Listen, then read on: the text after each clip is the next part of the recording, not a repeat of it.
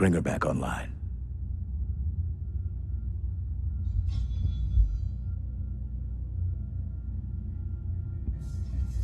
Can you hear me?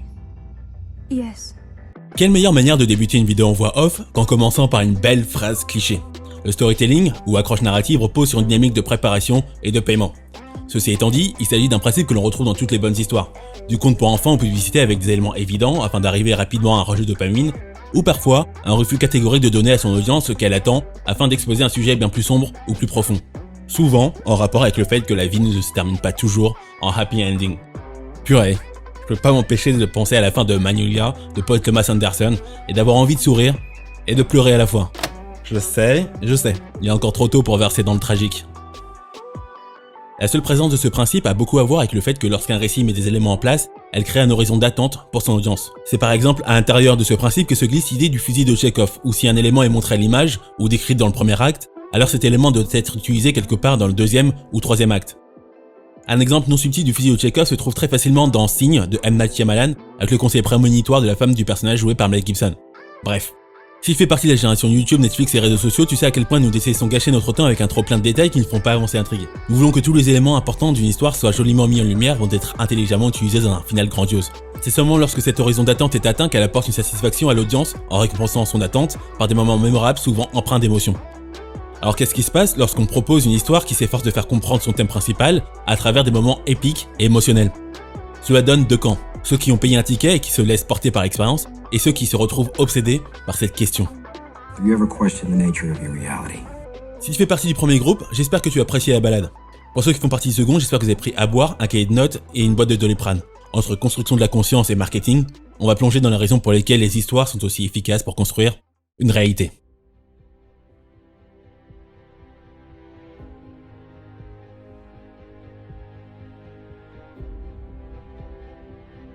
Si tu regardes cette vidéo, tu connais certainement la série Westworld. Cependant, tu ne sais probablement pas pourquoi elle est le parfait exemple pour ce que je vais t'expliquer. La saison 1 de Westworld, à l'instar de Game of Thrones, est une série qui fonctionne principalement sur les histoires. En plus de l'arc narratif d'une saison, on retrouve à l'intérieur une structure portée par un maillage narratif. Les histoires liées au parc, l'histoire des hôtes et les histoires que se racontent les protagonistes à des fins de manipulation. On retrouve dans la série beaucoup de scènes qui se répètent, que ce soit les réveils de Dolores ou l'entrée du train amenant les invités à Sweetwater. Ces répétitions servent un grand nombre d'objectifs. En premier lieu, elles permettent à l'audience de comprendre les règles qui régissent Westworld. Il s'agit d'une astuce narrative qui permet de limiter au maximum les scènes d'exposition et sert en même temps d'introduction au thème principal supposé de la série, le fait qu'il n'y a aucune conséquence réelle aux actions réalisées au sein du parc. Un autre objectif de cette répétitivité est de semer la confusion auprès de l'audience. La manière dont la série est montée brouille les pistes temporelles de sorte que on ne sait jamais vraiment dans quelle unité de temps nous nous trouvons, ce qui sous-tend l'idée que la chronologie n'est pas un pilier essentiel de l'arc narratif global. En d'autres termes, le moment où une action est effectuée demeure toujours moins important que la raison pour laquelle cette dernière est réalisée. La narration nous emmène donc d'une timeline à une autre avec pour seule constante une unité thématique. Chaque pas dans une timeline nous offre de nouveaux éléments qui nous serviront à la compréhension d'une autre timeline. Mais ce qui va nous intéresser, ce n'est pas tant le scénario de la série que l'essence même des protagonistes de ces dernières. Dans les grandes lignes, on retrouve à l'instar des trois types d'histoires narrées, trois entités distinctes. Les hôtes, les invités et le management. Ces trois groupes sont interdépendants car les invités ont besoin des hôtes pour assouvir leurs désirs. Les hôtes ont besoin du management pour les programmer et finalement le management a besoin des invités pour faire tourner leurs projets. C'est cette interdépendance qui permet de créer un sentiment d'équilibre dans cet écosystème simulé.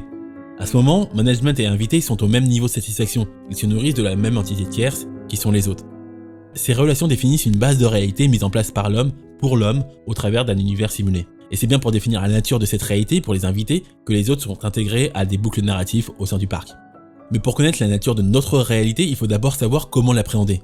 Ça tombe bien, nous avons créé il y a plusieurs millénaires un outil pour le faire. On appelait ça des histoires. Si l'on est attiré par les histoires, c'est rarement parce qu'elles nous renseignent sur qui nous sommes. Elles nous renseignent plutôt sur notre potentiel, ce que l'on pourrait faire à défaut d'être.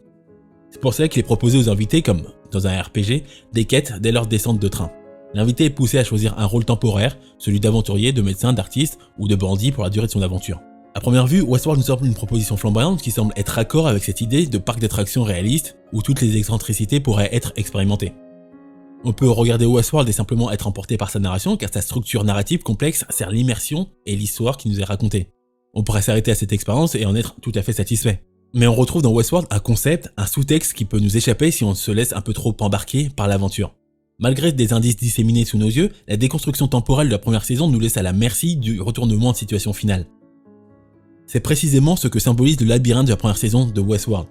Cet artefact appelle l'audience, tout comme l'homme en noir, à dépasser les propositions superficielles du monde simulé pour en arriver à une compréhension plus méta de l'environnement dans lequel les événements se déroulent.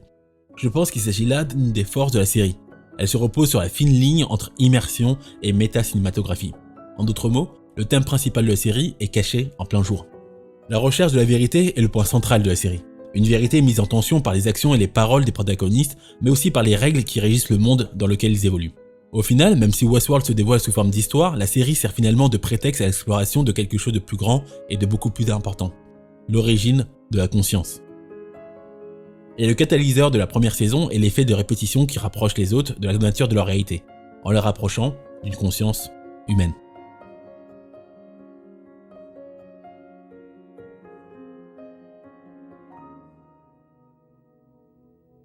Imagine there are two versions of yourself.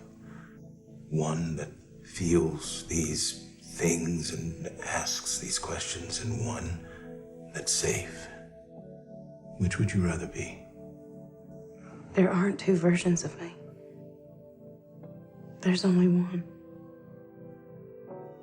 And I think when I discover who I am, I'll be free.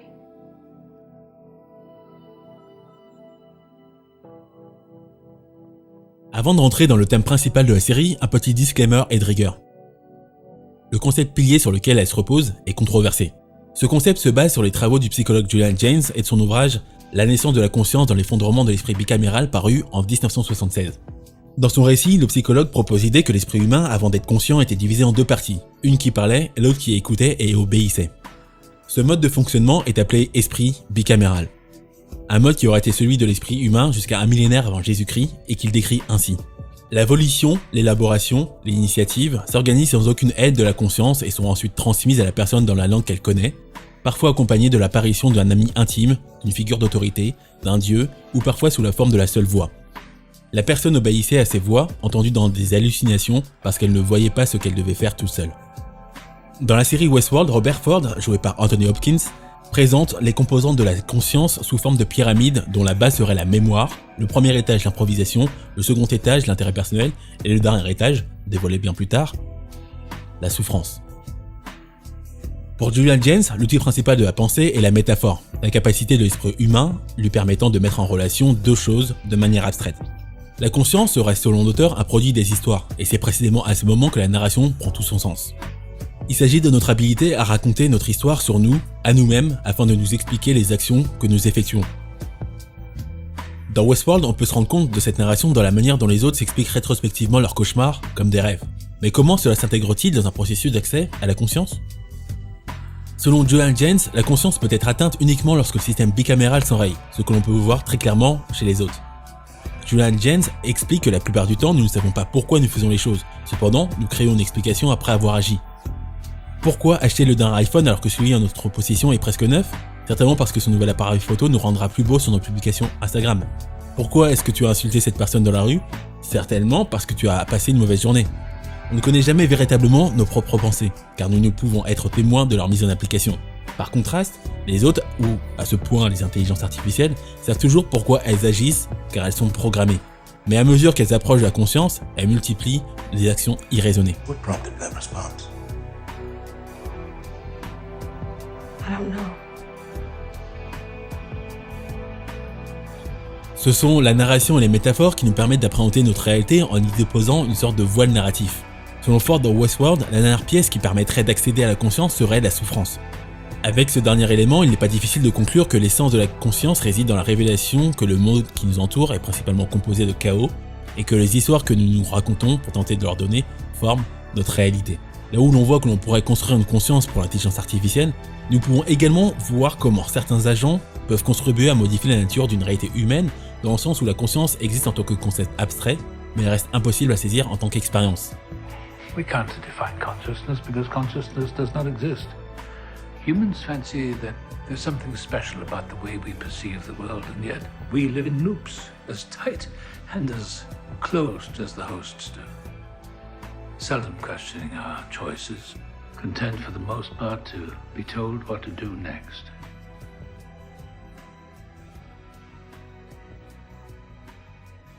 Et qu'est-ce qui peut le mieux construire ou déconstruire nos croyances au travers d'expériences à l'ère d'Internet ? C'est ce que nous allons voir dans la deuxième partie de cette exploration.